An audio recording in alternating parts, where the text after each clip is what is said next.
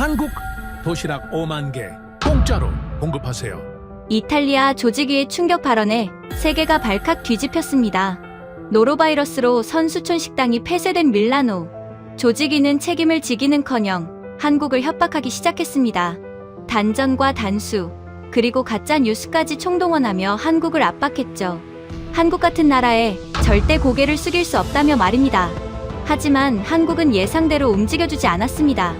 한국은 즉시 급식 부스를 폐쇄했고 굶주린 전 세계 선수단들이 폭발해버린 겁니다. 도저히 상황을 수습할 수 없던 이탈리아는 결국 한국에 무릎을 꿇었고 살려달라 애원할 수밖에 없었습니다. 도대체 무슨 일이 벌어진 걸까요? 밀라노를 뒤흔든 한국의 가차없는 결단, 지금 시작합니다. 2026년 밀라노 동계올림픽이 역사상 최악의 올림픽으로 기록됐습니다. 개막 사흘 만에 선수촌 식당이 폐쇄됐어요. 핀란드, 스위스 선수단이 줄줄이 쓰러졌죠. 노로바이러스였습니다. 그런데 정작 충격적인 건 따로 있었어요. 그 아수라장 한복판에서 딱 한 곳만 멀쩡했습니다. 한국이었어요. 밀라노 전체가 썩어가는데 한국 부스 앞에만 1km가 넘는 줄이 서 있었습니다. 도대체 어떻게 그게 가능했을까요? 저는 그걸 직접 목격한 사람입니다. 아니, 목격한 정도가 아니죠. 저야말로 그 지옥을 만든 장본인이었습니다. 제 이름은 마르코 로시. 밀라노 동계올림픽 조직위 식음료 총괄 국장이었습니다. 23년간 이탈리아 외식산업 정책을 주도해온 전문가라고 자부했죠. 그런 제가 지금 수갑을 차고 있습니다. 한국이라는 나라를 호구로 봤거든요. 그게 제 인생 최대의 실수였습니다. 2월 7일 토요일 오후 2시 상황실 모니터에 속보 자막이 떴습니다. 스위스 여자 아이스하키 선수 노로바이러스 확진, 핀란드전 연기. 직원 12명이 모니터를 올려다보고 있었어요. 아무도 말이 없었습니다. 전화벨이 먼저 터졌죠. 핀란드 선수단장 킴모였습니다. 로시, 우리 선수 4명이 화장실에서 나오질 못해. 구토가 멈추지 않는다고. 몰수패, 처리하면 IOC에 정식으로 고발하겠어. 킴모의 목소리가 스피커폰을 통해 상황실 전체에 울렸습니다. 직원들의 시선이 저한테 쏠렸어요. 저는 넥타이를 고쳐매며 수화기를 집어들었습니다. 킴모, 흥분하지 마. 너희 북유럽 애들이 지중해 음식에 적응을 못한 거 아닌가? 원래 위장이 약하잖아. 전화 너머로 킴모가 욕을 퍼부었지만 저는 신경 쓰지 않았습니다. 끊어버렸어요. 스위스든 핀란드든 약소국 단장 따위가 저한테 목소리를 높여봐야 달라질 건 없었으니까요. 문제는 그 다음이었습니다. 위생팀장 줄리아가 서류 뭉치를 들고 들어왔어요. 줄리아는 30대 초반의 실무진이었는데 이 친구가 평소에도 잔소리가 많았습니다. 국장님, 확인하셔야 할 게 있습니다. 천안분 회사 냉동차 3대가 전부 고장 났어요. 어젯밤부터 냉동 시스템이 꺼진 상태로 운행됐습니다. 해산물이 전부 녹았어요. 노로바이러스 원인이 거기일 가능성이 높습니다. 심장이 덜컥했습니다. 하지만 그 감정을 내보일 수는 없었어요. 직원들이 보고 있었으니까요. 저는 팔짱을 끼고 줄리아를 내려다봤습니다. 100도에 끓여서 내보내. 열 처리하면 세균 다 죽어. 더 보고할 거 있나? 줄리아의 입술이 파르르 떨렸습니다. 뭔가 더 말하고 싶어하는 게 보였어요. 하지만 저는 손을 저어 내쫓았습니다. 천암 회사 냉동차 문제가 알려지면 끝장이었거든요.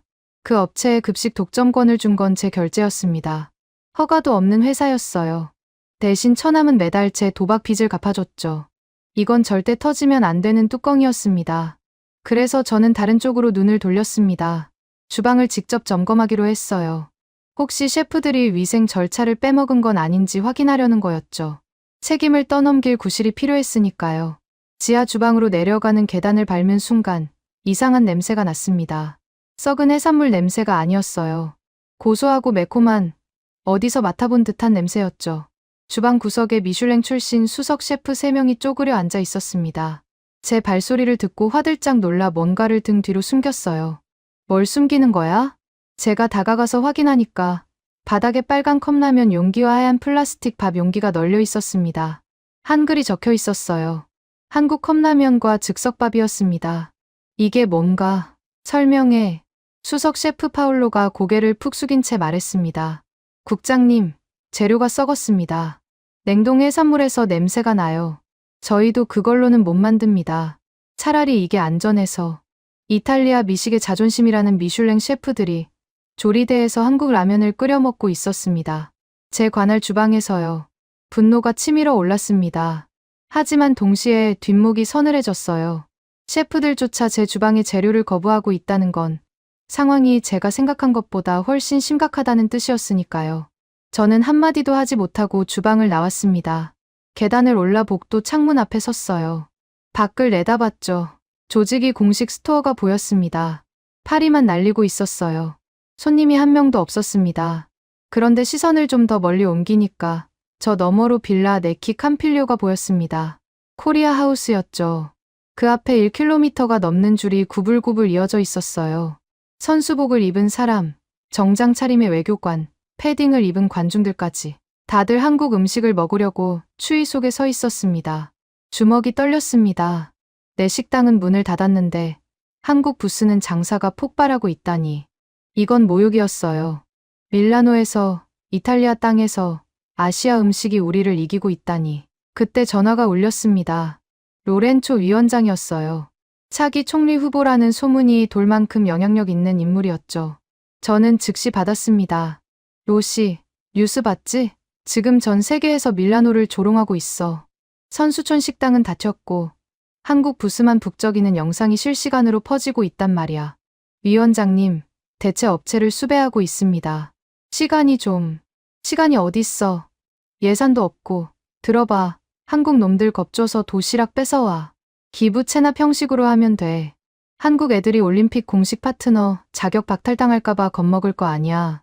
로렌초 위원장의 목소리에는 초조함이 묻어 있었습니다. 하지만 지시는 명확했어요. 돈 쓰지 말고 공짜로 뺏어오라는 겁니다. 저는 그게 가능하다고 봤습니다. 한국은 작은 나라였으니까요. 올림픽 무대에서 이탈리아와 척지려 하겠습니까? 저는 곧장 경찰 연락처를 눌렀습니다. 무장 경찰 6명을 요청했어요. 위생 단속 명목이었습니다. 경찰을 앞세우고 코리아 하우스로 걸어갔습니다. 줄 서 있는 인파를 헤치며 입구로 향했어요. 그런데 줄 한가운데서 눈에 익은 얼굴이 보였습니다. 분홍색 패딩을 입고 한 손에 떡볶이 접시를, 다른 손에 한국 아이돌 포토카드를 들고 해맑게 웃고 있는 여자아이. 제 딸 소피아였습니다. 머릿속이 하얘졌어요. 제 딸이 왜 여기에 서 있는 겁니까? 이탈리아 올림픽 조직위 국장의 딸이 한국 부스 앞에서 떡볶이를 먹으며 줄을 서고 있다니. 저는 소피아에게 다가가 손목을 잡았습니다. 아빠가 여기 오지 말라고 했잖아. 소피아가 놀라서 눈이 동그래졌어요. 제 손이 떡볶이 접시를 쳤습니다. 빨간 소스가 바닥에 쏟아졌어요. 접시가 산산조각 났습니다. 주변 사람들이 일제히 저를 쳐다봤어요. 소피아의 눈에 눈물이 고였습니다. 그 순간에도 저는 멈추지 못했습니다. 아니, 멈출 수가 없었어요. 제 딸까지 한국한테 빼앗긴 기분이었거든요. 분노가 이성을 완전히 집어삼켰습니다. 저는 경찰을 이끌고 코리아 하우스 안으로 밀고 들어갔습니다. 내부는 제 상황실과 전혀 다른 세계였어요. 은은한 조명 아래 로봇팔이 일정한 리듬으로 만두를 접고 있었습니다. 모니터에는 실시간 위생 데이터가 흘러가고 있었죠. 온도 22도, 습도 45%, 세균 수치 제로. 우리 주방에서 풍기던 썩은 냄새 대신 고소한 참기름과 따끈한 밥 냄새가 공기를 채우고 있었습니다. 한국 측 현장 총괄 김철진 본부장이 저를 맞았습니다. 50대 후반의 남자였어요. 표정에 감정이 없었습니다. 웃지도 화내지도 않았죠. 마치 제가 올 줄 알고 있었다는 듯이 고개만 살짝 숙여 인사했습니다. 저는 고래고래 소리를 질렀습니다. 김, 이건 부탁이 아니라 명령이야. 여긴 로마의 땅이고 내 말이 곧 법이니까. 도시락 5만 개를 내일 아침까지 선수촌에 납품해. 대금은 나중에 정산하든 말든 알아서 하고. 김철진 본부장은 한 발짝도 물러서지 않았습니다. 주머니에서 작은 녹음기를 꺼내 테이블 위에 올려놓았어요. 빨간 불이 깜빡이고 있었죠. 녹음 중이라는 뜻이었습니다. 국장님, 말씀은 잘 들었습니다. 다만 계약서에 무상 공급 조항은 없습니다. 필요하시면 정식 발주서를 보내주십시오. 단가와 수량, 결제 조건을 명시해 주시면 검토하겠습니다. 목소리에 감정이 하나도 실려있지 않았습니다. 마치 기계가 말하는 것 같았어요. 저는 그게 더 화가 났습니다. 소리를 지르는 저한테 눈 하나 깜짝하지 않는 이 남자가 이해되지 않았거든요. 저는 테이블을 내리쳤습니다. 발주서, 지금 장난하나? 선수들이 쓰러지고 있는데 서류 타령이야? 김철진 본부장이 스마트워치를 살짝 들어 보였습니다. 화면에 숫자가 돌아가고 있었어요. 무슨 타이머 같았습니다. 그때는 그게 무슨 의미인지 몰랐습니다. 국장님, 저희는 언제든 협력할 준비가 되어 있습니다. 단, 계약의 틀 안에서요. 저는 이를 악물었습니다. 이 한국인은 제가 경찰을 데리고 왔는데도 겁을 먹지 않았어요. 오히려 녹음기를 켜고 저를 관찰하고 있었죠. 그때 저는 큰 착각을 하고 있었습니다. 김철진의 침착함을 무기력으로 읽었거든요. 아시아인은 강하게 나가면 결국 고개를 숙인다고 믿었습니다. 제 23년 경력에서 가장 어리석은 판단이었어요. 저는 돌아서며 내뱉었습니다. 내일까지 생각을 바꿔. 안 그러면 이 부스 자체가 사라질 거야. 코리아 하우스를 나서는데 입구에서 소피아가 울고 있었습니다. 깨진 접시 옆에 쪼그려 앉아서요. 저는 그 앞을 지나쳤습니다. 딸의 울음소리가 등 뒤에서 멀어졌어요. 발걸음을 멈출 수 없었습니다. 그때 저는 한국이 아니라 제 자신에게 지고 있었던 겁니다. 코리아 하우스에서 돌아온 저는 곧장 실행에 옮겼습니다. 김철진이 고분고분 도시락을 내놓을 리 없다는 건 알고 있었어요. 그렇다면 방법은 하나였죠. 버티지 못하게 만드는 겁니다. 첫 번째 전화는 밀라노 시청 수도국장에게 걸었습니다. 올림픽 행사장 수도 배관은 전부 시청 관할이었거든요. 수도국장 안드레아는 제가 지난 총선 때 선거 자금을 대준 사이였습니다. 안드레아, 빌라 네키 캄필리오 쪽 상수도 밸브 좀 잠가줘. 위생 점검 명목으로 하면 돼. 수화기 너머로 잠깐 침묵이 흘렀습니다. 안드레아도 이게 무슨 뜻인지 알고 있었겠죠. 하지만 거절하지 않았어요. 30분 뒤 코리아 하우스로 들어가는 상수도가 끊겼습니다. 두 번째는 전력이었습니다. 밀라노 에너지공사에 안전 점검을 요청했어요. 저녁 7시 코리아 하우스 구역의 전력이 차단됐습니다. 저는 상황실 창문 너머로 빌라 네키 캄필리오 쪽을 바라봤어요. 불이 꺼지는 순간을 직접 보고 싶었거든요. 그런데 이상했습니다. 주변 가로등은 전부 꺼졌어요. 인근 상점들도 깜깜해졌죠. 그런데 코리아 하우스만 환하게 빛나고 있었습니다. 마치 아무 일도 없다는 듯이요. 뭐야, 전력 차단 안 된 거 아냐? 부하 직원에게 확인시켰습니다. 차단은 정상적으로 이루어졌다고 했어요. 1시간 뒤에야 이유를 알게 됐습니다. 삼성이 설치한 대용량 에너지 저장 장치 ESS라는 것이었습니다. 건물 지하에 컨테이너 크기의 배터리가 들어가 있었어요. 외부 전력이 끊기는 순간 0.1초 만에 자체 전원으로 전환되는 시스템이었죠. 0.1초. 저는 그 숫자를 듣고 멍해졌습니다. 우리 조직이 상황실은 정전되면 비상 발전기가 돌아오는데 3분이 걸렸거든요. 한국은 0.1초였습니다. 눈 한 번 깜빡이는 사이에 전력이 복구된다는 뜻이었어요. 전기를 끊어서 겁을 주겠다는 제 계획이 얼마나 유치했는지 그때 깨달았어야 했습니다. 하지만 저는 멈추지 않았어요. 오히려 더 약이 올랐습니다. 물도 안 통하고 전기도 안 통하니까 마지막 카드를 꺼냈죠. 식자재 납품로를 봉쇄해버렸습니다. 경찰차 4대를 코리아 하우스 문 앞에 세워놓고 테러 위협 대비 교통 통제라는 명목으로 모든 차량 진입을 차단했어요. 이건 확실할 거라고 생각했습니다. 아무리 배터리가 있어도 음식 재료가 없으면 요리를 할 수 없으니까요. 이틀만 버티면 한국은 백기를 들 수밖에 없었습니다. 그날 밤 저는 사무실에 앉아 코리아 하우스의 CCTV를 모니터로 지켜봤습니다. 정확히 말하면 조직이 보안 카메라에 잡히는 외곽 영상이었죠. 코리아 하우스 주변이 점점 조용해지는 게 보였어요. 납품 트럭이 오지 못하니까 물류가 멈춘 것 같았습니다. 저는 의자에 깊이 기대며 웃었어요. 거봐. 아무리 기술이 좋아도 밥은 하늘에서 떨어지지 않는다고. 11시쯤이었습니다. 부하 직원 마테오가 황급히 뛰어들어왔어요. 국장님, 선수촌 담장 쪽을 보셔야 합니다. 저는 마테오를 따라 선수촌 외곽으로 나갔습니다. 어두운 골목길을 걷는데 담장 모퉁이에서 웅성거리는 소리가 들렸어요. 손전등을 비추자 믿기 힘든 광경이 펼쳐졌습니다. 선수촌 담장에 사람 하나가 겨우 빠져나갈 만한 개구멍이 뚫려 있었어요. 그 구멍을 통해 선수들이 드나들고 있었습니다. 캐나다 스키 선수, 독일 루지 선수, 심지어 프랑스 피겨 코치까지. 이 사람들이 코리아 하우스 쪽에서 받아온 비닐봉지를 안고 담장을 넘어오고 있었죠. 비닐봉지 안에는 한국 만두, 김밥, 햇반이 들어 있었습니다. 그리고 그 반대편에선 올림픽 기념 배지와 한정판 핀을 건네주고 있었어요. 물물 교환이었습니다. 한국 만두 한 봉지에 올림픽 공식 핀 3개, 햇반 2개에 각국 선수단 한정 배지 하나, 담장 구멍을 사이에 두고 암시장이 형성된 겁니다. 캐나다 선수가 김이 모락모락 나는 만두를 한 입 베어 물며 동료에게 말했습니다. 이거 하나 때문에 담장을 넘었는데 인생 최고의 결정이야. 저는 그 말을 듣고 주먹을 불끈 쥐었습니다. 올림픽 선수들이 담장 개구멍으로 밀수를 하고 있었어요. 그것도 한국 음식을 구하려고요. 제 관할 구역에서 벌어지는 일이었습니다. 이건 수치였어요. 밀라노의 수치가 아니라 마르코 로시 개인의 수치였습니다. 저는 경비팀에게 그 구멍을 즉시 막으라고 지시했습니다. 하지만 속으로는 알고 있었어요. 구멍을 하나 막으면 다른 곳에 2개가 뚫릴 거라는 거요. 굶주린 사람은 벽도 뚫는 법이니까요. 2월 8일 새벽 2시, 사무실로 돌아오니 책상 위에 봉투 하나가 놓여 있었습니다. WHO 파견관이 보낸 보고서였어요. 제가 자리를 비운 사이 줄리아 팀장이 받아놓은 것 같았습니다. 봉투를 열어봤죠. 첫 페이지 요약문에 굵은 글씨로 적혀 있었습니다. 현재 밀라노 올림픽 시설 중 국제 위생 기준을 충족하는 곳은 한국 운영구역이 유일하다. 나머지 내용은 읽지 않았습니다. 읽을 필요가 없었어요. 저는 그 보고서를 파쇄기에 넣었습니다.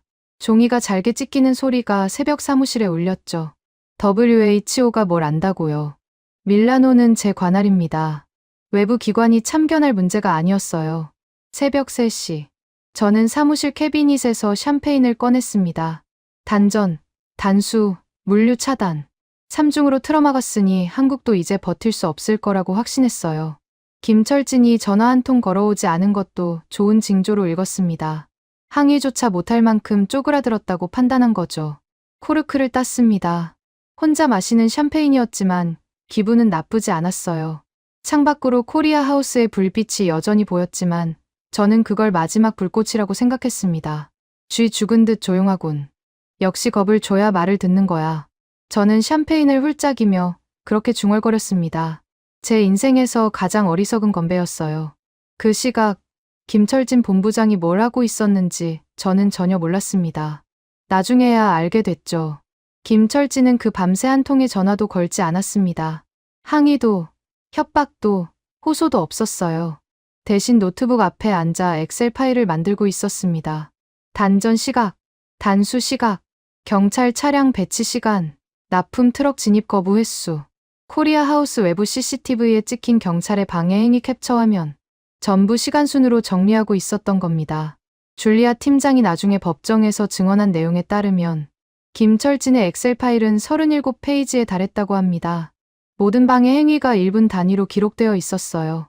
저는 한국의 침묵을 굴복으로 읽었지만 실제로는 정반대였습니다. 김철진은 굴복한 게 아니라 증거를 쌓고 있었던 겁니다. 저는 그걸 몰랐어요. 아니, 알려고 하지 않았습니다.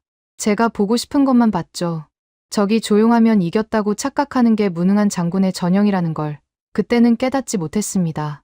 새벽 4시, 샴페인 한 병을 비우고 소파에 누웠습니다. 내일이면 김철진이 무릎을 꿇고 찾아올 거라고 믿으며 눈을 감았어요. 코리아 하우스의 불빛이 커튼 사이로 새어 들어왔지만 저는 그게 신경 쓰이지 않았습니다. 그 불빛이 제 무덤을 파는 삽질의 리듬이었다는 걸 알았더라면 저는 그 밤 잠들지 못했을 겁니다. 2월 8일 일요일 오전 9시. 저는 사무실 소파에서 눈을 떴습니다. 목이 뻣뻣했어요. 샴페인 병이 바닥에 굴러다니고 있었죠. 셔츠는 구겨질 대로 구겨져 있었습니다. 거울을 볼 엄두가 나지 않았어요. 세수를 하려고 수도꼭지를 틀었는데 물이 나왔습니다. 당연하죠. 제 사무실 수도는 안 끊었으니까요. 한국한테만 끄는 겁니다. 그 사실이 새삼 떠오르자 입꼬리가 올라갔어요. 찬물로 얼굴을 씻고 넥타이를 새로 매면서 생각했습니다. 오늘쯤이면 김철진이 백기를 들고 찾아올 거라고요. 10시쯤 비서가 노크를 했습니다. 국장님, 한국 측 김철진 본부장이 면담을 요청했습니다. 지금 로비에 와 있습니다. 거봐요. 제 예상이 맞았습니다. 하룻밤 사이에 물도 전기도 식자재도 끊겼으니 아무리 배짱이 두둑한 한국인이라도 버틸 재간이 없었던 겁니다. 저는 일부러 20분을 더 기다리게 했어요. 기다리는 시간이 길어질수록 상대방의 기세가 꺾이는 법이니까요. 커피를 한 잔 내려 마시고 서류를 정리하는 척 하다가 비서에게 말했습니다. 들여보내. 문이 열렸습니다. 김철진 본부장이 들어왔어요. 어제와 똑같은 남색 양복이었습니다. 구김 하나 없었어요. 넥타이 매듭도 정확했고 구두도 반들반들했습니다. 하룻밤 사이에 단전과 단수를 당한 사람의 행색이 아니었죠. 그 모습을 보는 순간 뭔가 찝찝한 기분이 스쳤습니다. 하지만 저는 일부러 다리를 책상 위에 올려놓고 의자를 뒤로 젖혔어요. 항복하러 왔나? 앉아. 김철진은 앉지 않았습니다. 서 있는 채로 저를 내려다봤어요. 표정이 없었습니다. 어제 제가 고래고래 소리를 질렀을 때와 똑같은 얼굴이었죠. 화가 난 것도 아니고 겁먹은 것도 아니고 그냥 아무것도 없었습니다. 그 무표정이 저를 불편하게 만들었어요. 김철진이 겨드랑이에 끼고 있던 서류 봉투를 꺼냈습니다. 두툼했어요. 손가락 두 마디는 될 두께였습니다. 그걸 제 책상 위에 조용히 내려놓았어요. 툭 하는 소리가 사무실에 울렸습니다. 봉투 표지에 한글과 이탈리아어, 영어가 병기되어 있었습니다. 제목을 읽는 순간 올려놓았던 다리가 저도 모르게 내려왔어요. 운영 방해에 따른 계약 위반 통지서. 저는 봉투를 집어 들었습니다. 첫 장을 넘겼어요. 빼곡하게 항목이 나열되어 있었습니다. 첫째, 코리아 하우스에 대한 모든 운영 방해 행위를 즉시 중단할 것. 둘째, 밀라노 조직이 명의로 공식 사과문을 게재할 것. 셋째, 미지급 대금 및 운영 방해로 인한 피해 보상을 완료할 것. 이행 기한은 2026년 2월 9일 오전 9시. 저는 코웃음을 쳤습니다. 종이 한 장으로 저를 협박하겠다는 겁니까? 밀라노에서 이탈리아 관료를 상대로요. 김, 이딴 종이 조각이 무슨 소용인지 모르겠군. 너희가 아무리 서류를 만들어봐야 여기는 이탈리아야. 내 관할이라고. 저는 봉투를 양손으로 잡았습니다. 찢어버릴 생각이었어요. 한국인 앞에서 찢어서 바닥에 뿌리면 그게 가장 확실한 메시지가 될 거라고 생각했죠. 손에 힘을 줬습니다. 국장님. 김철진의 목소리가 저를 멈추게 했습니다. 크지 않았어요. 오히려 평소보다 더 낮고 조용한 톤이었습니다. 원본은 이미 스위스 로잔에 도착했습니다. IOC 본부 법무실에 오늘 아침 8시에 접수됐어요. 국장님이 지금 들고 계신 건 사본입니다. 손에서 힘이 빠졌습니다. 찢으려던 봉투가 책상 위로 떨어졌어요. 로잔이라고요? IOC 본부에 먼저 보냈다고요. 저는 김철진의 얼굴을 다시 봤습니다. 여전히 무표정이었어요. 거짓말을 하는 표정이 아니었습니다. 언제 보낸 거야? 어젯밤 11시에 발송했습니다. DHL 익스프레스로요. 추적 번호가 필요하시면 말씀하십시오. 뒤통수를 한 대 맞은 것 같았습니다. 제가 샴페인을 터뜨리며 승리를 자축하고 있던 그 시각에 김철진은 IOC 본부에 서류를 보내고 있었던 겁니다. 저는 축하하고 있었고 김철진은 준비하고 있었어요. 그 차이가 갑자기 서늘하게 느껴졌습니다. 하지만 인정할 수는 없었어요. 저는 목소리를 높였습니다. 그래서 IOC가 너희 편을 들 것 같아. 개최국은 이탈리아야. IOC가 우리한테 뭘 어쩌겠어. 김철진이 왼쪽 손목을 들어 올렸습니다. 스마트워치 화면이 저를 향했어요. 검은 배경에 하얀 숫자가 돌아가고 있었습니다. 시간, 분, 초. 카운트다운이었죠. 데드라인은 내일 2월 9일 오전 9시입니다. 지금부터 23시간 남았습니다. 김철진이 손목을 내리며 말을 이었습니다.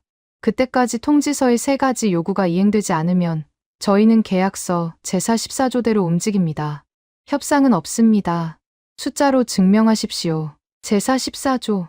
저는 그 조항 번호를 처음 들었습니다.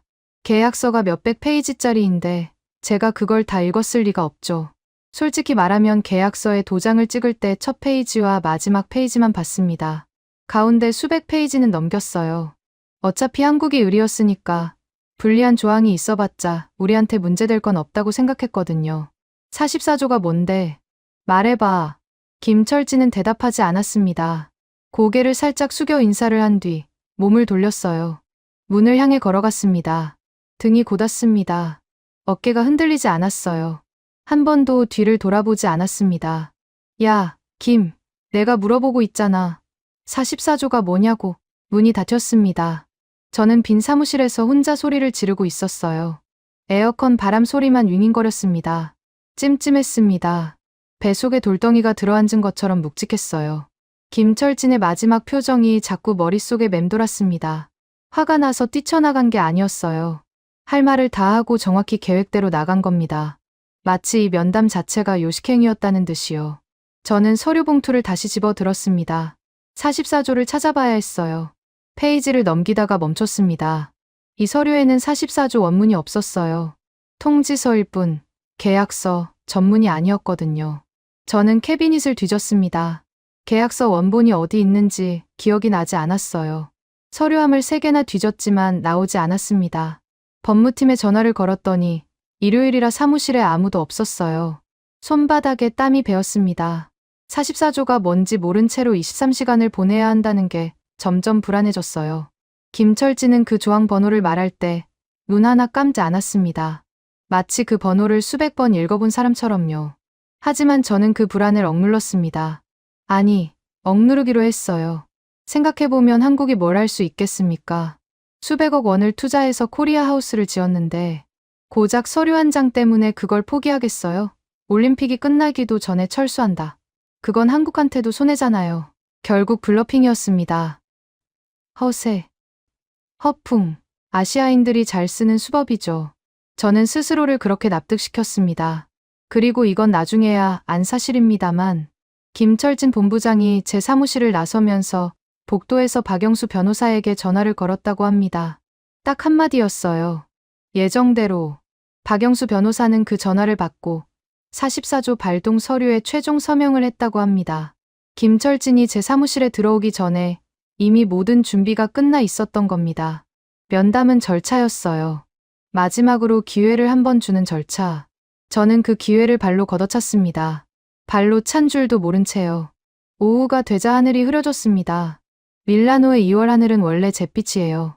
저는 창가에 서서 코리아 하우스 쪽을 바라봤습니다. 불빛은 여전했어요. 어젯밤 단전을 시켰는데도 꿈쩍하지 않는 저 불빛이 처음으로 위협적으로 느껴졌습니다. 스마트워치의 카운트다운이 자꾸 눈앞에 아른거렸어요. 23시간, 22시간, 21시간, 숫자가 줄어들고 있었습니다. 저는 그 숫자를 머릿속에서 지우려고 했지만 지울 수가 없었어요. 김철진의 마지막 말이 귓가에서 떠나지 않았습니다. 협상은 없습니다. 그 한마디가 제 위장을 조여왔습니다. 협상이 없다는 건 양보도 없다는 뜻이었으니까요. 2월 8일 오후 1시, 저는 책상 앞에 앉아 손톱을 물어뜯고 있었습니다. 44조가 뭔지 여전히 모르는 상태였어요. 법무팀 직원 3명에게 전화를 돌렸지만 일요일이라 한 명만 겨우 잡았습니다. 그 직원도 계약서, 원본은 사무실 금고에 있어서 내일 출근해야 확인 가능하다고 했어요. 내일이면 늦습니다. 데드라인이 내일 아침 9시니까요. 불안이 가슴팍을 짓눌렀습니다. 하지만 저는 불안할수록 공격적으로 변하는 인간이에요. 가만히 앉아서 당하고 있을 수는 없었습니다. 뭐라도 해야 했어요. 그래서 제가 할 수 있는 가장 비열한 카드를 꺼냈습니다. 언론이었죠.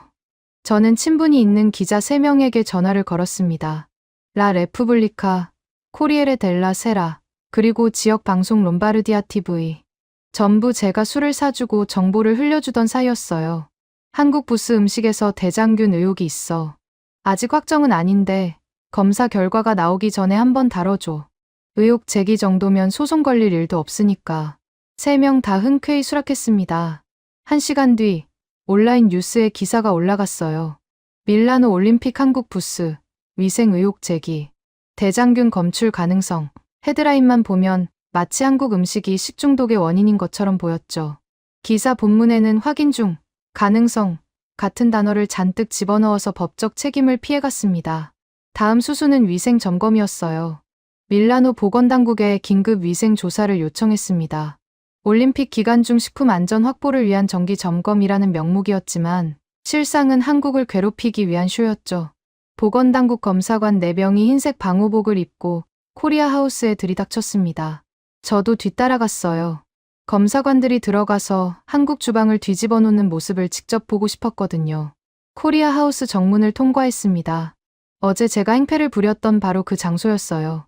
검사관들이 주방 구역으로 들어가자 한국 직원 하나가 막아섰습니다. 20대 후반의 젊은 여직원이었어요. 이름표에 이수연, 위생관리팀이라고 적혀 있었습니다. 잠깐만요. 방호복 위에 저희 멸균 가운을 추가로 착용해 주셔야 합니다. 외부 오염원 차단 절차입니다. 검사관들이 어리둥절한 표정을 지었습니다. 자기들이 검사하러 왔는데 오히려 검사를 당하고 있는 꼴이었으니까요. 하지만 이수연이라는 직원은 양보하지 않았어요. 멸균 가운 내 벌과 장갑, 신발 커버까지 나눠준 뒤에야 주방 입장을 허락했습니다. 주방에 들어서자 검사관들의 발걸음이 느려졌습니다. 제 눈에도 보였어요. 바닥이 거울처럼 반들거렸습니다. 조리대 위에 먼지 한 톨 없었어요. 로봇팔이 일정한 속도로 만두를 접고 있었고 그 옆에서 다른 로봇이 국물 온도를 실시간으로 측정하고 있었습니다. 수석 검사관이 샘플 채취 키트를 꺼냈습니다. 조리대, 칼, 도마, 식재료 표면을 닦아서 세균 배양 검사를 하려는 거였죠. 한국 직원들은 전혀 당황하지 않았어요. 오히려 기다렸다는 듯이 주방 한쪽 벽면에 대형 모니터를 켰습니다. 화면에 실시간 데이터가 쏟아졌습니다. 조리구역별 세균 수치, 식재료 입고 시간과 보관, 온도 이력, 조리 도구 살균 주기, 공기 중 미생물 농도까지 모든 항목 옆에 초록색 정상 표시가 떠 있었어요. 세균 수치란에는 하나같이 0이 찍혀 있었습니다. 수석 검사관이 모니터를 올려다보다가 고개를 돌려 저를 봤습니다. 그 눈빛에 당혹감이 가득했어요. 저한테 말하진 않았지만 표정이 말하고 있었습니다. 여기서 뭘 찾으라는 겁니까? 그래도 절차는 밟아야 했죠. 검사관들이 샘플을 채취하고 조리시설을 점검하는 동안 이수연이 태블릿을 들고 따라다니며 모든 과정을 영상으로 기록했습니다. 검사관이 칼을 집으면 그 칼의 살균 기록을, 냉장고를 열면 그 냉장고의 24시간 온도 변화 그래프를 즉시 화면에 띄워 보여줬어요. 마치 검사를 받는 게 아니라 검사관을 교육시키는 것 같았습니다. 30분 뒤 수석 검사관이 저한테 다가왔습니다. 목소리를 낮췄어요. 국장님, 솔직히 말씀드리겠습니다. 여기서는 아무것도 나오지 않을 겁니다. 제가 20년간 식품 위생 검사를 해왔는데 이 수준의 시설은 병원 수술실에서도 본 적이 없습니다. 저는 이를 악물었습니다. 그래도 보고서는 써야 하지 않나. 의혹 있음 정도로 적어줘. 검사관이 고개를 저었습니다. 단호했어요. 데이터가 깨끗한데 의혹을 적으면 그건 허위 보고입니다. 제 면허가 날아갑니다. 국장님, 저는 더 이상 밀어붙일 수 없었습니다. 검사관들이 코리아 하우스를 나서는데 이수연이 출구에서 봉투 하나를 건넸어요. 혹시 비교가 필요하실까봐 이탈리아 선수촌 식당의 최근 위생 데이터도 정리해뒀습니다. 공개된 자료로만 구성한 거예요.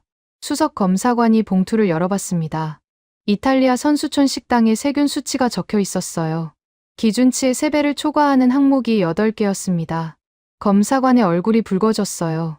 저는 그 봉투를 낚아챘습니다. 이건 내가 가져간다. 코리아 하우스를 나오는데 입구에 외국 기자들이 모여 있었습니다. 제가 뿌린 대장균 의혹 기사를 보고 취재하러 온 거였죠. 그 사이에서 유로스포츠의 독일 기자 한스가 보였습니다. 한스는 올림픽 전문 기자로 업계에서 꽤 이름이 알려진 사람이었어요.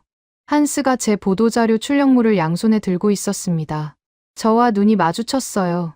한스가 천천히 그 종이를 구겼습니다. 공처럼 뭉쳐서 입구 옆 쓰레기통에 정확히 집어넣었어요. 농구 자유투를 던지듯이요. 주변 기자들이 웃음을 터뜨렸습니다. 한스가 스마트폰을 꺼내 사진을 찍었습니다. 쓰레기통에 들어간 보도자료 사진이었어요. 그리고 SNS에 올렸죠. 캡션은 한 줄이었습니다. 쓰레기는 제자리에. 30분 만에 그 게시물이 2만 회 넘게 공유됐습니다. 댓글창이 폭발했어요. 밀라노 조직위가 한국 음식에 누명을 씌우고 있다. 진짜 세균투성이는 이탈리아 식당이다. 로시를 해임하라. 제가 쏜 화살이 부메랑이 되어 정확히 제 이마에 박혔습니다. 사무실로 돌아오니 로렌초 위원장에게서 전화가 와 있었어요. 받자마자 고함이 터졌습니다. 로시, 미쳤어? 가짜 뉴스가 뒤집혔잖아. 지금 전 세계가 우리를 비웃고 있어. 내가 언론 플레이를 하라고 했지. 자살 쇼를 하라고 한 게 아니야. 저는 변명할 말이 없었습니다. 전화를 끊고 의자에 주저앉았어요. 머리가 지끈거렸습니다. 뭘 해도 안 되고 있었어요. 단전도, 단수도, 언론 공작도 전부 실패했습니다. 한국은 단 한 번도 흔들리지 않았어요. 그때 사무실 문이 벌컥 열렸습니다. 안에 프란체스카가 서 있었어요. 소피아를 데리러 온 거였습니다. 소피아가 어제 제가 떡볶이를 엎어버린 뒤로 울다 지쳐 잠들었다면서 집에 안 오고 아내 차에서 잤다고 했어요. 마르코, 소피아한테 대체 무슨 짓을 한 거야? 아이가 밤새 울었어. 저는 대답 대신 프란체스카의 손에 들린 쇼핑백에 시선이 갔습니다. 하얀 쇼핑백이었어요. 로고를 보는 순간 심장이 멎는 줄 알았습니다. 한글이었어요. 한국 화장품 브랜드였습니다. 그게 뭐야? 프란체스카가 쇼핑백을 등 뒤로 숨겼습니다. 하지만 이미 늦었죠. 세일이길래 좀 샀어. 요즘 밀라노 여자들 사이에서 난리잖아. 수분크림이 정말. 당신 미쳤어. 적군의 물건을 사와? 제 목소리가 갈라졌습니다. 아내가 눈을 동그랗게 뜨고 저를 봤어요. 적군. 마르코, 화장품이 무슨 적군이야. 당신 요즘 좀 이상해. 프란체스카는 고개를 절레절레 흔들며 나가버렸습니다. 딸에게 떡볶이를 먹지 말라 소리치고, 아내에게 화장품을 사지 말라 소리치고, 제 가족조차 한국의 편이었어요. 아니, 편을 든 게 아니라 한국 제품이 그만큼 좋았던 겁니다. 하지만 그때 저는 그걸 인정할 여유가 없었습니다. 오후 5시, 상황이 더 나빠졌습니다. 각국 선수단장들이 연명으로 조직위에 공식 항의서를 보냈어요. 미국, 캐나다, 독일, 호주, 일본, 14개국이었습니다. 선수촌 급식이 정상화되지 않으면 내일 경기를 보이콧하겠다. 보이콧. 그 단어가 제 머리를 때렸습니다. 올림픽에서 경기 보이콧이 터지면 그건 개최국의 치명적인 흉터가 됩니다. 이탈리아 올림픽 역사에 영원히 기록될 5점이에요. 로렌초 위원장이 또 전화를 걸어올 게 뻔했습니다. 밤 9시. 데드라인까지 12시간이 남았습니다. 저는 결국 전화기를 들었어요. 김철진의 번호를 눌렀습니다. 자존심이고 뭐고 없었습니다. 3번 울린 뒤 김철진이 받았어요. 여보세요. 담담한 목소리였습니다.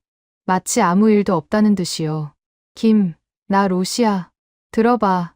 우리 좀 대화를 하자. 전기는 다시 켜줄게. 수도도 원래대로 하고. 대신 도시락 단가를 좀 조정하자. 50%만 깎아줘. 응.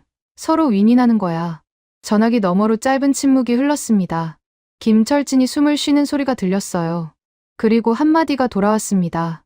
원칙대로 합니다. 끊겼습니다. 통화 종료음이 귓속에서 울렸어요. 저는 전화기를 내려다봤습니다. 화면에 통화 시간이 떠 있었어요. 23초. 23초짜리 통화였습니다. 제가 비굴하게 흥정을 시도하는데 23초. 김철진이 거절하는데 3초. 그 차이가 제 위치를 정확히 보여주고 있었습니다. 저는 이미 을이었어요. 을이면서 갑인 척하고 있었던 겁니다. 전화기를 책상 위에 내려놓았습니다. 손이 떨리고 있었어요. 창밖은 이미 어두웠습니다. 밀라노의 밤하늘에 구름이 낮게 깔려 있었고 코리아 하우스의 불빛만 유난히 밝았어요. 12시간. 12시간 뒤면 뭔가가 터집니다. 저는 캐비닛에서 위스키를 꺼냈습니다. 어젯밤은 승리의 샴페인이었는데 오늘 밤은 패배의 위스키였어요. 한 모금을 삼키는데 위스키의 쓴맛이 유독 혀끝에 오래 남았습니다. 2월 9일 월요일 오전 7시. 저는 사무실 소파에서 또 잠이 들었다가 전화벨 소리에 깼습니다. 위스키 병이 반쯤 비어 있었어요. 머리가 깨질 것 같았습니다. 전화를 받으니 비서 목소리가 다급했어요. 국장님, 각국 선수단장들이 조직위 건물 앞에 모여 있습니다. 미국, 캐나다, 호주 단장이 직접 왔어요. 기자들도 50명 넘게 몰렸습니다. 시계를 봤습니다. 데드라인까지 2시간. 어젯밤 위스키에 절여진 머리로는 아무 생각도 나지 않았어요. 하지만 가만히 앉아 있을 수는 없었습니다. 뭐라도 해야 했어요. 저는 양복을 갈아입고 세수를 했습니다. 거울 속 제 얼굴이 사흘은 못 잔 사람 같았어요. 눈 밑이 퀭했고 입술이 갈라져 있었습니다. 저는 비서에게 전화를 걸었습니다. 김철진이랑 한국 법무팀을 긴급 호출해. 조직위 3층 회의실로. 30분 안에. 제가 먼저 불렀습니다. 어제까지 한국을 무시하던 제가 오늘은 제 발로 회의를 요청한 겁니다. 자존심이 바닥을 쳤어요. 하지만 데드라인이 코앞이었고 44조가 뭔지도 모르는 상태에서 9시를 맞이할 수는 없었습니다.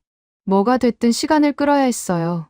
협상 테이블에 앉히기만 하면 데드라인을 연장시킬 수 있다고 생각했거든요. 오전 7시 40분. 회의실 문이 열렸습니다. 김철진 본부장이 먼저 들어왔어요. 그 뒤로 양복을 입은 남자가 하나 더 따라왔습니다. 40대 초반으로 보였어요. 안경을 쓰고 검은 서류 가방을 들고 있었습니다. 김철진이 그를 소개했어요. 법무법인 태평양 소속 국제변호사 박영수입니다. 박영수 변호사는 가볍게 고개를 숙여 인사했습니다. 표정이 김철진과 닮아 있었어요. 감정이 없었습니다. 이 한국인들은 전부 이런 건지 아니면 훈련을 받은 건지 모르겠지만 제 앞에 앉은 두 사람의 얼굴에서 분노도, 초조함도, 기대도 읽을 수 없었습니다. 저는 최대한 여유로운 척 의자에 기대 앉았어요. 좋아. 다 왔으니까 얘기하자. 상황이 좀 복잡해졌잖아. 서로 양보할 건 양보하고 도시락 납품 재개부터 하지. 돈은 나중에 줄게. IOC 예산이 풀리면 바로 정산할 테니까. 일단 급식부터 살려야 하지 않겠어? 제 목소리에는 아직 갑의 잔해가 남아 있었습니다. 명령은 아니었지만 부탁도 아니었어요. 어중간한 톤이었죠. 김철진이 저를 보지 않고 박영수 변호사를 봤습니다. 박영수가 고개를 살짝 끄덕였어요. 그리고 서류 가방에서 노트북을 꺼냈습니다. 회의실 벽면에 빔 프로젝터가 켜졌습니다. 제가 켠 게 아니었어요. 박영수 변호사가 자기 노트북을 연결한 겁니다. 화면이 밝아지더니 하얀 바탕에 붉은 글씨가 떠올랐습니다. 특약 제사 14조. 글씨가 선명했습니다. 마치 피로 쓴 것처럼 붉었어요. 저는 화면을 올려다봤습니다. 심장이 한 박자 건너뛰었습니다. 박영수 변호사가 읽기 시작했어요. 목소리가 낮고 또렷했습니다. 법정에서 판결문을 낭독하는 판사 같았죠.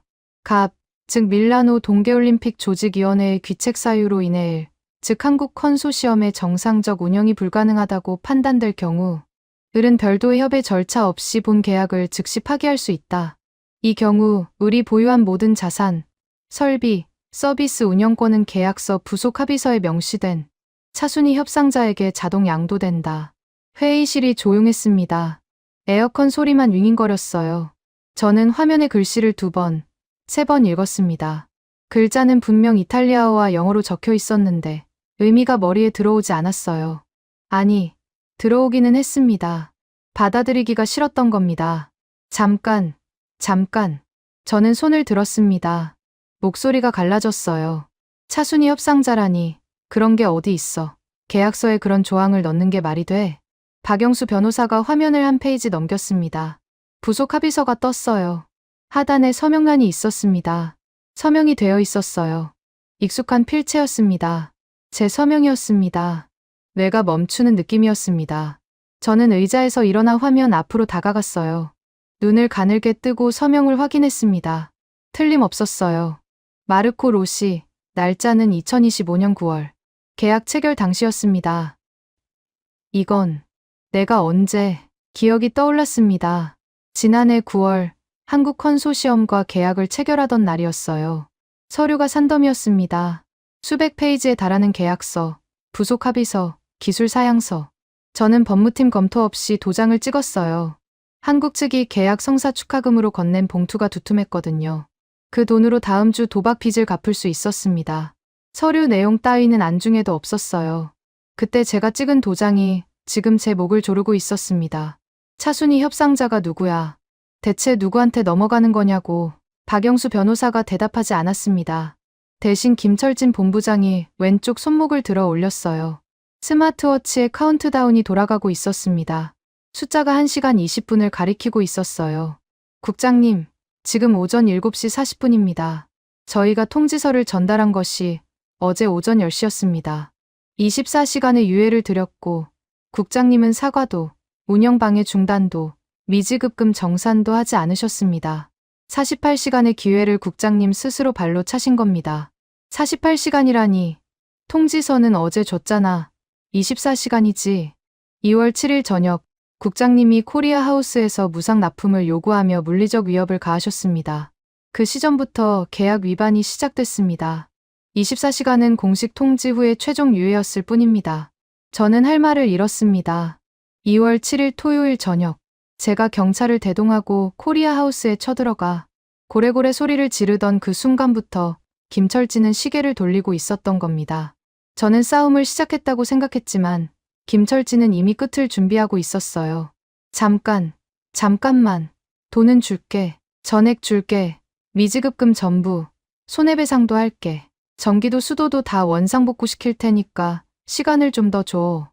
제 목소리가 떨리고 있었습니다. 박영수 변호사가 서류 가방에서 또 다른 서류 뭉치를 꺼냈어요. 이번엔 노란색 파일이었습니다. 테이블 위에 조용히 내려놓았죠. 파일을 펼치자 숫자들이 빼곡하게 적혀 있었습니다. 계좌이체 내역, 날짜, 금액, 수취인 이름. 제 비자금 장부였습니다. 숨이 멎었어요. 식자재 예산에서 빼돌린 돈의 흐름이 1유로 단위까지 적혀 있었습니다. 처남 업체로 넘긴 독점 계약 대금, 도박장에서 긁은 카드 결제 내역, 로렌초 위원장에게 상납한 정치자금까지. 전부요. 이건 어디서? 박영수 변호사가 파일을 살짝 밀어 제 쪽으로 보냈습니다. 저희가 원한 건 돈이 아닙니다. 미스터 로씨. 박영수의 목소리가 회의실을 채웠습니다. 처음으로 그 무표정한 얼굴에 감정 비슷한 것이 스쳤어요. 실망이었습니다. 저희는 신뢰를 확인하고 싶었을 뿐입니다. 계약을 체결한 파트너가 약속을 지키는 사람인지, 함께 일할 수 있는 상대인지, 그걸 확인하는데 48시간이면 충분했습니다.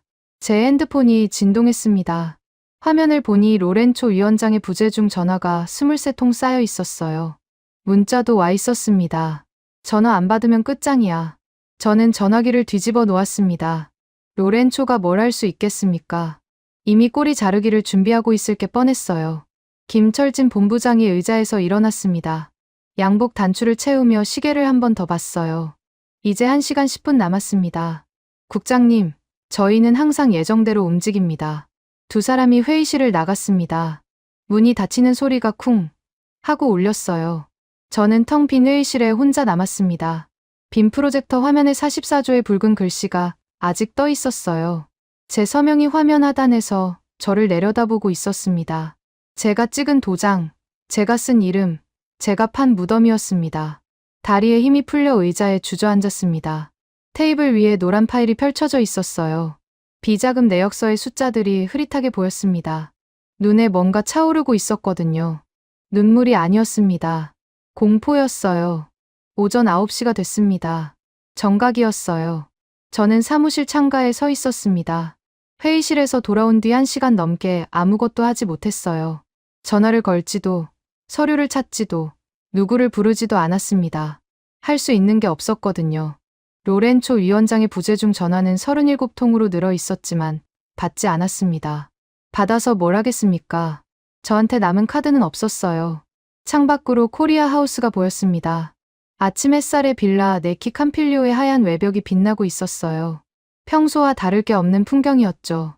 한 가지만 빼면요. 9시 정각, 코리아 하우스의 모든 불이 꺼졌습니다. 처음에는 제가 시킨 단전이 드디어 효과를 본 줄 알았어요. 하지만 아니었습니다. 불만 꺼진 게 아니었거든요. 입구의 대형 키오스크 화면들이 까맣게 변했습니다. 주방 쪽 환기구에서 나오던 하얀 증기가 멈췄어요. 건물 전체가 숨을 거둔 것처럼 고요해졌습니다. 저는 창문에 얼굴을 바짝 붙였습니다. 코리아 하우스 정문 앞에 아침부터 줄을 서고 있던 수백 명의 사람들이 웅성거리기 시작했어요. 키오스크 화면에 뭔가 떠오르는 게 보였습니다. 까만 화면 위에 붉은 글씨. 거리가 있어서 정확히 읽을 수는 없었지만 나중에 뉴스를 통해 알게 됐죠. 이탈리아 올림픽 조직위원회의 요청으로 본 시설의 모든 서비스가 영구 중단됩니다. 이탈리아어, 영어, 한국어, 프랑스어, 중국어, 아랍어 6개 언어로 동시에 표시됐다고 합니다. 조직위의 요청으로라는 문구가 핵심이었어요. 한국이 스스로 닫은 게 아니라 이탈리아가 닫게 만들었다는 걸 전 세계에 알린 겁니다. 저는 그 문구를 나중에 읽고 등골이 서늘해졌습니다. 칼을 들이대지 않고도 사람을 죽일 수 있다는 걸 한국은 알고 있었어요. 5분이 지났습니다. 코리아 하우스 앞에 웅성거림이 고함으로 변했어요. 줄 서 있던 사람들이 밀고 당기기 시작했습니다. 누군가가 키오스크 화면을 손으로 두드렸어요. 당연히 반응이 없었죠. 아침을 굶고 달려온 선수들의 얼굴에 분노가 번지는 게 보였습니다. 밥 줘. 문 열어. 영어, 독일어, 프랑스어가 뒤섞인 고함이 거리에 울렸습니다.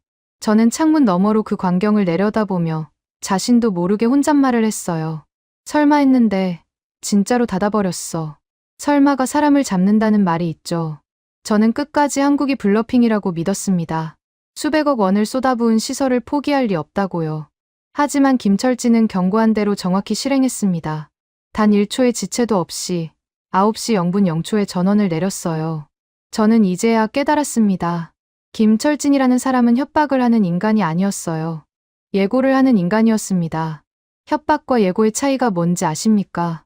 협박은 상대가 겁먹길 바라면서 하는 거고, 예고는 상대의 반응과 상관없이 실행하겠다는 뜻입니다. 비서가 뛰어들어왔습니다. 국장님, 각국 선수단이 폭동 직전입니다. 미국 단장이 IOC 긴급 회의를 소집한다고 합니다. 저는 대답하지 못했어요. 창밖에서 벌어지는 일이 점점 걷잡을 수 없이 커지고 있었거든요. 코리아 하우스 주방에서 일하던 이탈리아 현지 고용 셰프 안토니오가 뛰쳐나왔습니다. 흰 조리복을 입은 채로요. 손에 국자를 들고 있었어요. 안토니오는 정문 앞 군중을 향해 국자를 내던졌습니다. 쨍그랑 하는 소리가 울렸어요. 나도 안 해. 한국 시스템 없으면 나도 요리 못해. 조직이 주방으로 돌아가라고. 거긴 쓰레기통이야. 이탈리아 셰프가 자국 조직위를 쓰레기통이라고 부르고 있었습니다. 기자들의 카메라가 일제히 안토니오를 향했어요. 플래시가 터졌습니다. 안토니오의 발언은 30분 만에 전 세계 실시간 트렌드에 올랐죠. 군중의 시선이 바뀌기 시작했습니다.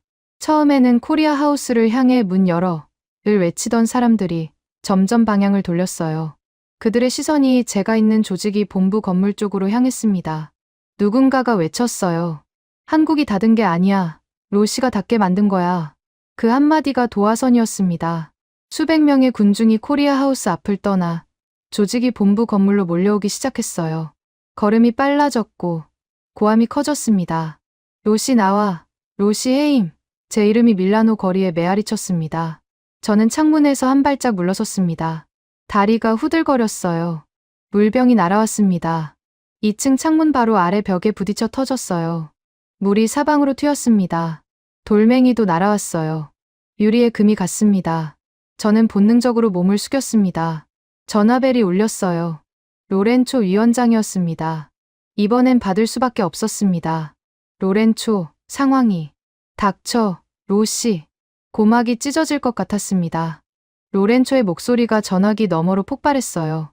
지금 RAI 뉴스에 내 이름이 대문짝만하게 나오고 있어. 한국이 셧다운했다는 속보가 전 세계로 퍼졌고 원인 제공자가 마르코 로시라고 박혀있단 말이야. 내가 책임지고 사퇴해. 기자회견 열고 개인적 일탈이었다고 말해. 난 모르는 일이야. 알겠어? 모르는 일.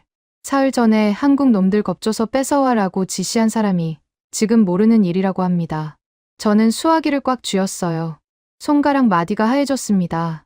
로렌초, 당신이 시켰잖아. 기부 체납으로 가져오라고. 돈 쓰지 말라고. 당신이. 증거 있어? 녹음했어. 문서 있어? 없었습니다. 로렌초는 전화로만 지시했고 서류로 남긴 건 하나도 없었어요. 전부 제 입으로 실행했고 제 이름으로 결제했습니다. 로렌초는 처음부터 저를 방패로 쓸 생각이었던 겁니다. 저는 그걸 이제야 알았어요. 오후 3시까지 사퇴 안 하면 내가 직접 해임 통보한다. 그리고 로시, 비자금 건 나도 알고 있어. 내가 순순히 나가면 묻어주겠지만 버티면 경찰에 넘길 거야. 전화가 끊겼습니다. 저는 전화기를 바닥에 내동댕이 쳤어요. 화면에 금이 갔습니다. 하지만 아무 느낌이 없었어요. 분노도 억울함도 지나갔고 남은 건 텅 빈 공원뿐이었습니다. 창밖에서 유리 깨지는 소리가 났습니다. 1층 로비 쪽이었어요. 군중이 건물 안으로 밀고 들어오는 것 같았습니다. 경비원들이 소리를 지르는 게 들렸어요. 사이렌이 멀리서 가까이 다가오고 있었습니다. 저는 사무실 구석으로 걸어갔습니다. 벽에 등을 기대고 바닥에 주저앉았어요. 양복 바지에 먼지가 묻었지만 신경 쓸 겨를이 없었습니다. 한국은 경고했습니다. 24시간을 줬어요. 서류를 보냈고 데드라인을 알렸고 조항 번호까지 말해줬습니다. 저는 그 모든 걸 무시했어요. 종이 조각이라고 비웃었고 블러핑이라고 깔봤고 아시아인은 겁을 주면 물러난다고 착각했습니다. 그런데 한국은 물러나지 않았어요. 정확히 약속한 시각에 정확히 예고한 대로 실행했습니다. 감정도 없이 망설임도 없이 9시 정각에 스위치를 내렸어요. 그 차가운 정확성이 저를 무너뜨렸습니다. 한국이 무서웠던 게 아니에요. 한국이 전혀 흔들리지 않았다는 사실이 무서웠습니다. 제가 고래고래 소리를 지르고 전기를 끊고 수도를 막고 가짜 뉴스를 뿌리고 경찰을 동원하는 동안 김철진은 눈 하나 감지 않았어요.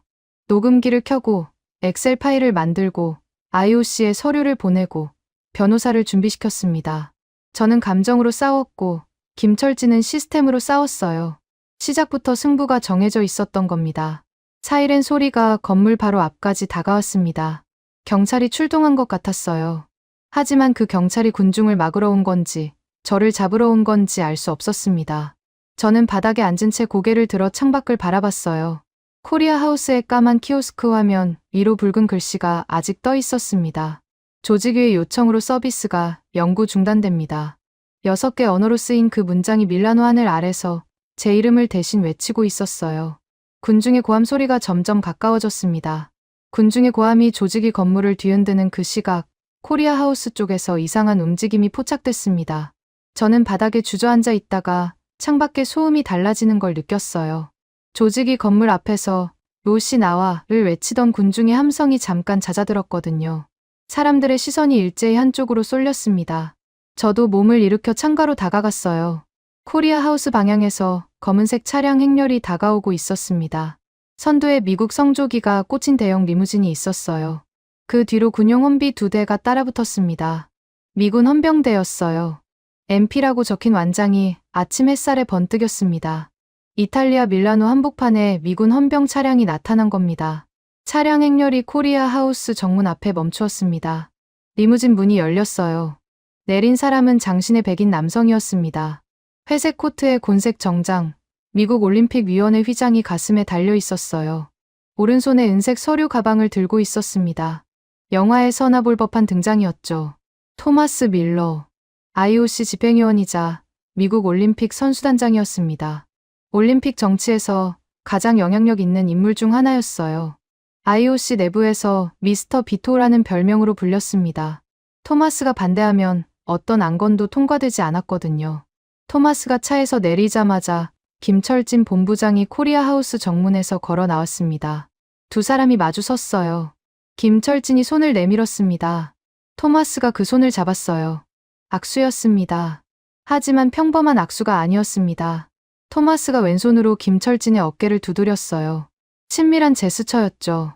처음 만나는 사이에서 나올 수 있는 동작이 아니었습니다.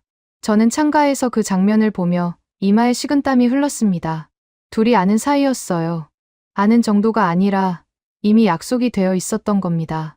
토마스가 은색 서류 가방을 열었습니다. 안에서 서류 뭉치를 꺼내 김철진에게 건넸어요. 김철진이 서류를 확인하고 고개를 끄덕였습니다. 그리고 두 사람이 동시에 펜을 꺼냈어요. 리무진 보닛 위에 서류를 펼치고 서명을 했습니다. 계약 체결이었습니다. 코리아 하우스 정문 앞에서, 군중이 보는 앞에서, 기자들의 카메라가 돌아가는 앞에서 벌어진 일이었어요. 비서가 사무실로 뛰어들어왔습니다. 국장님, 미국 선수단장이 한국 시설을 인수한다는 속보가 떴습니다. 저는 대답 대신 창문을 뚫어져라 바라봤어요. 코리아 하우스 정문에서 작업이 시작되고 있었거든요. 한국 직원 2명이 사다리를 가져왔습니다. 정문 위에 걸려있던 코리아 하우스 간판을 떼어내기 시작했어요. 태극기 문양이 새겨진 그 간판이 나사 하나씩 풀려 내려오는데 5분이 걸리지 않았습니다. 그리고 그 자리에 새 간판이 올라갔어요. 푸른색 바탕에 흰 글씨 TM USA and IOC Exclusive Lounge 성조기와 오륜기가 나란히 그려져 있었습니다. 간판이 바뀌는데 10분이었습니다. 고작 10분. 이건 즉흥이 아니었어요. 간판을 미리 만들어 놓지 않으면 10분 만에 교체가 불가능합니다. 한국은 이 시나리오를 며칠 전부터 준비하고 있었던 겁니다. 제가 샴페인을 터뜨리고 언론에 가짜 뉴스를 흘리고 전화기 앞에서 비굴하게 흥정하는 동안 김철진은 미국과 계약 조건을 조율하고 있었어요. 간판까지 미리 제작해 놓으면서요. 스피커에서 김철진의 목소리가 울렸습니다. 코리아 하우스 전체에 설치된 방송 시스템이었어요.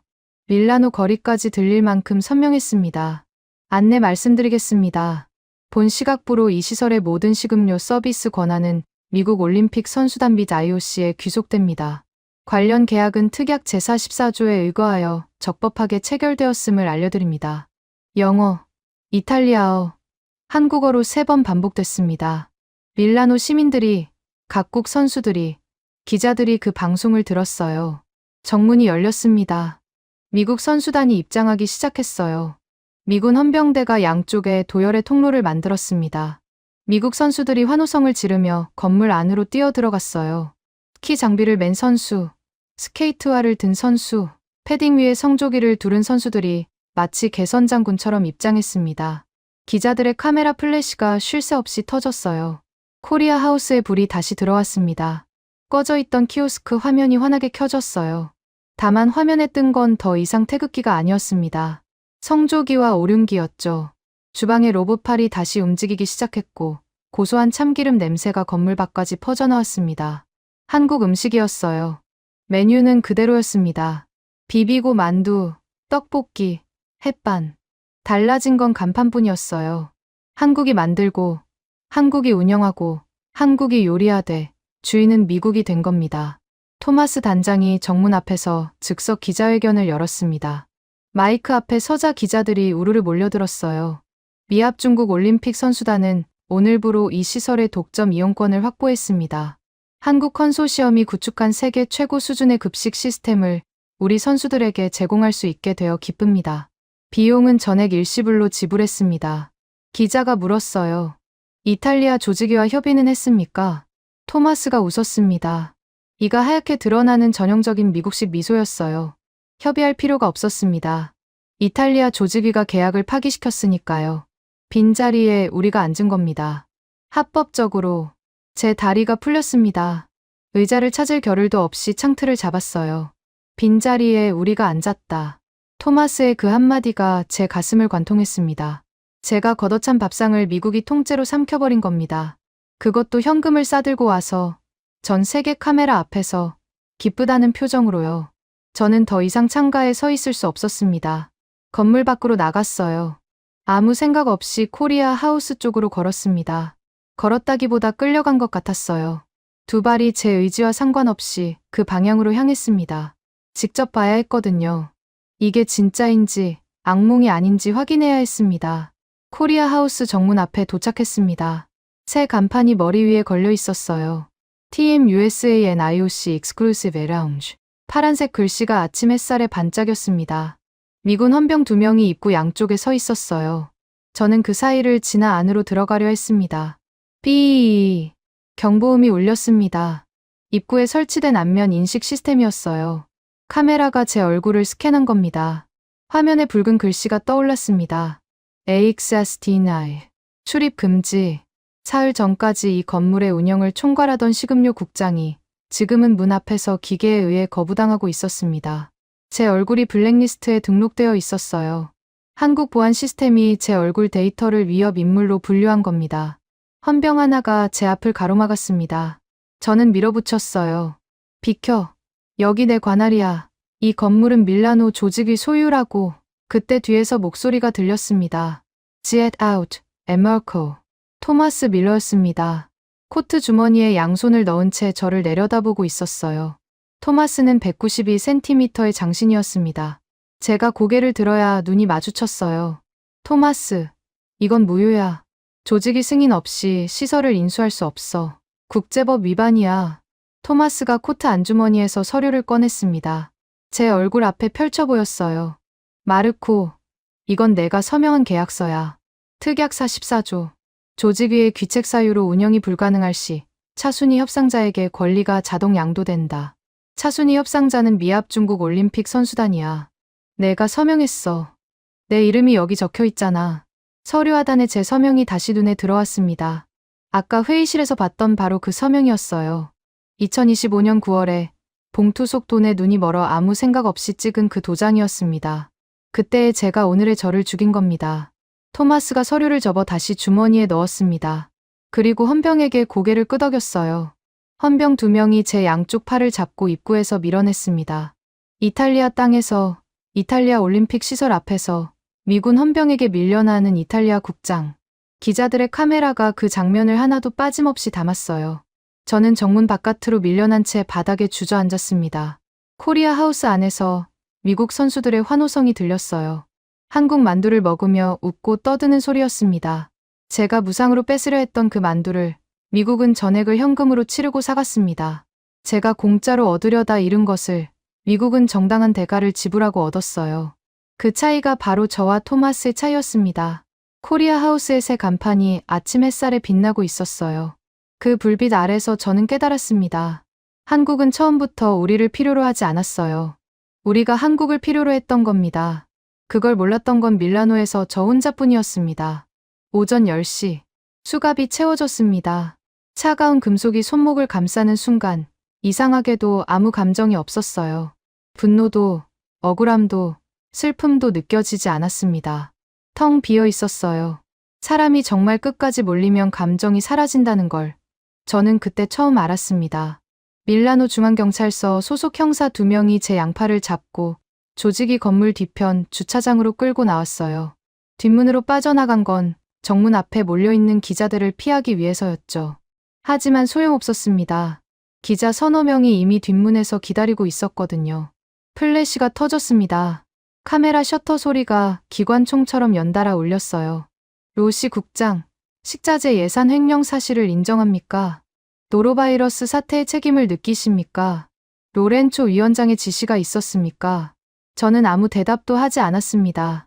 할 수 없었어요. 형사가 제 머리를 눌러 호송차 뒷좌석에 밀어 넣었습니다. 철제 문이 쿵 하고 닫혔어요. 바깥 소리가 한꺼번에 잦아들었습니다. 호송차 내부는 좁고 어두웠어요. 철제 벤치가 양쪽에 놓여 있었고 작은 창문 하나가 전부였습니다. 그 창문으로 밀라노의 거리가 흘러가기 시작했어요. 호송차가 출발했습니다. 차체가 덜컹거렸어요. 밀라노의 도로가 원래 울퉁불퉁하긴 하지만 수갑을 찬 채로 느끼는 진동은 평소와 달랐습니다. 온몸이 흔들릴 때마다 수갑의 금속이 손목뼈에 부딪혔어요. 창문 너머로 밀라노 시내가 보였습니다. 환경미화원 파업은 여전했어요. 거리마다 쓰레기 봉투가 산처럼 쌓여 있었고 바람이 불 때마다 비닐봉지가 날아다녔습니다. 썩은 냄새가 호송차 안까지 스며들었어요. 이게 제가 관리하던 밀라노의 민낯이었습니다. 호송차가 코리아 하우스 근처를 지나갔어요. 우회할 수도 있었을 텐데 경찰이 일부러 이 길을 택한 건지 아닌지 모르겠습니다. 어쨌든 창문 너머로 빌라 네키 캄필리오가 또렷하게 보였어요. 코리아 하우스는 완전히 다른 세계가 되어 있었습니다. 정문에 Team USA and IOC Exclusive Lounge 간판 아래로 각국 선수들이 줄을 서고 있었어요. 미국 선수단뿐 아니었습니다. 캐나다, 호주, 독일 선수복도 보였어요. 토마스 단장이 미국 독점이라고 선언했지만 실제로는 IOC 명의도 함께 들어갔으니 다른 나라 선수들도 입장이 가능했던 모양입니다. 건물 내부에서 음악 소리가 흘러나왔어요. K-팝이었습니다. 선수들이 한국 만두를 먹으며 춤을 추고 있는 게 창문 너머로 언뜻 보였습니다. 웃음소리가 거리까지 퍼졌어요. 올림픽의 축제 분위기가 거기에만 살아 있었습니다. 쓰레기와 악취로 뒤덮인 밀라노 한복판에서 한국이 만든 공간만이 유일한 축제의 섬이었어요. 저는 창문에서 눈을 돌렸습니다. 정면을 바라봤어요. 호송차 칸막이 너머로 운전석이 살짝 보였습니다. 운전하는 경찰관의 오른손이 보였어요. 뭔가를 집어 입에 넣고 있었습니다. 작고 동그란 갈색 과자였어요. 한 입 빼어 물자 바삭한 소리가 났습니다. 경찰관이 옆에 앉은 동료에게 말했어요. 이거 먹어봤어? 한국 과자인데. 약과라고 하더라. 꿀맛이야. 동료 경찰관이 손을 내밀었습니다. 하나 줘봐. 바삭 하는 소리가 또 났어요. 동료 경찰관이 눈을 동그랗게 떴습니다. 이거 진짜 맛있네. 어디서 났어? 아까 코리아 하우스 앞에서 나눠주더라. 선수들한테 주는 건데 경찰한테도 하나씩 줬어. 저를 체포해서 호송하는 경찰관이 한국 과자를 먹고 있었습니다. 제 손목에 수갑을 채운 그 손으로요. 웃어야 할지 울어야 할지 모르겠더군요. 한국은 자기를 짓밟으려 한 나라의 경찰에게도 과자를 나눠주고 있었어요. 그 여유가, 그 넉넉함이 수갑 찬 제 손목보다 더 아팠습니다. 호송차가 신호에 걸려 멈추었습니다.